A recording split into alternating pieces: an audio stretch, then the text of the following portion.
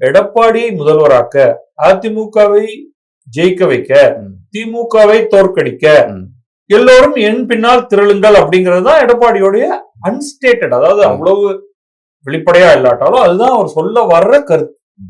இல்ல அவர் சொல்ற அந்த ஒத்த கருத்து அப்படிங்கிறது வந்து திமுக வீழ்த்தணும், அதான் கரெக்ட். அப்ப நீங்க வாங்க யார கேக்குறாங்க, சீமான அழைப்பீங்களா? அதாங்க ஒத்த கருத்து உடையவர்கள் யாராலும் கரெக்டுங்க.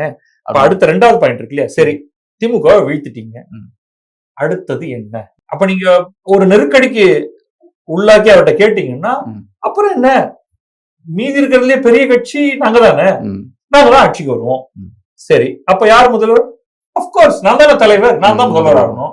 சரிங்க, எங்களுக்கு அதுதான் பாஜக கேக்குது. சரி அப்போ ஆட்சி கூட்டணி ஆட்சியா இல்ல நாங்க தனிப்பெரும்பான்மையுடன் ஆட்சி அமைப்போம். அப்ப கூட நீங்க கூப்பிடுறவங்களுக்கு எல்லாம் என்ன தரப்போறீங்க? ஒண்ணும் இல்லை அப்படிங்கறதுதான் இங்க உள்ளார்ந்த அர்த்தம். அதுக்கு நீங்க ஊர்ல இருக்கிற எல்லாரையும் கூப்பிடுவீங்க, தமிழக மக்கள் விரும்ப மாட்டார்கள், அதை இன்னைக்கு சொல்றாரு.